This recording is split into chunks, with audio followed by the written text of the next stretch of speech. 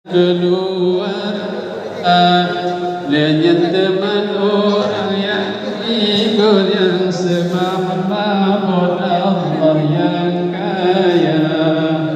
Ya Muhammad ini yang halu lagi tajam kaki.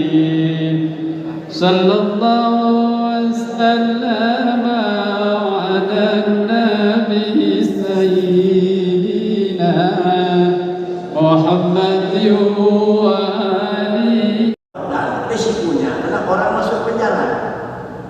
Jadi akhir-akhirnya Islam ini enggak layak dan enggak cocok diikuti lah.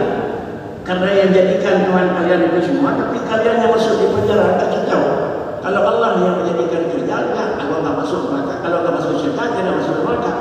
Kalau ingin masuk, ya kembali kepada siapa yang menjadikan. Kalau ini pemahaman sungguh adalah berantakan dan berantakan adalah akidah ataupun tauhid kita kepada Allah Subhanahu wa taala. Abadi dan jamaah sekalian. Tetapi di ujung kalimat yang telah terdapat dalam kitab Ad-Du'a'u wal Qasmul la yanfa'u qada wal qadar ada lain ujungnya. Kalimat itu apa yang ujungnya? Walakin an-du'a wal qaswa alamatun min alamatil qada wal qadar.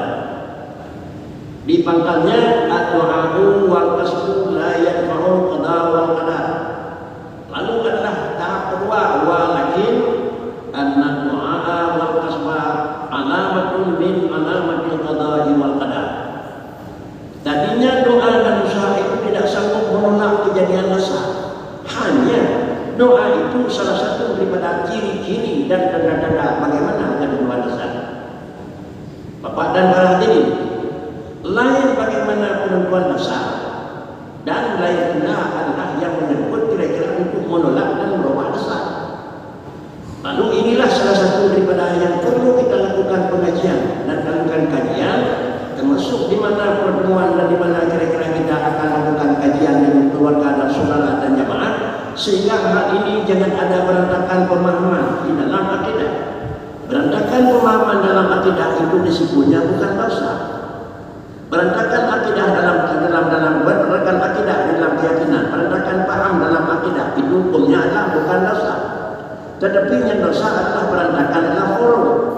Tetapi kalau berantakan akidah hukumnya, kalau yang satu mukmin, yang satu lagi bukan, pasti bukan.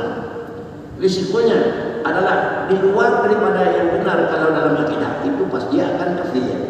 Di luar apa yang benar dalam forum bisa jadi ini kurang benar. Tapi namun kurang benar dia dalam bingkai mukmin, dalam bingkai muslimin. Maka karenanya apa yang kita bicarakan bukan sesuatu hambanya, seseorang hamba. Posisinya dia orang kaya. Siapakah yang tahu posisi dia sebagai orang kaya? Sungguh kita tidak tahu. Apakah usaha sehingga tertolak? Memang manusia itu jangan jadi orang yang bukan kaya. Ini tidak bisa juga. Berhubung karena yang demikian, bagaimana juga Allah Subhanahu wa taala yang pertama yang menjadikan sesuatu itu Allah. Sesudah Allah menjadikan sesuatu, maka nampaklah barang yang dijadikan. Saya ulangi, yang menjadikan sesuatu itu Allah. Apa itu menjadikan? Ijad dalam istilah agamanya. Perpindahan dari sesuatu yang tidak ada, istilahnya ada, kepada benda yang ada. Benda itu belum ada, sekarang sudah ada. Ahlinya teman orang yang ikut yang semahmud Allah yang kaya. Ya Muhammad ini yang halu lagi. Sallallahu alaihi wasallam ala nabi sayyidina Muhammad wa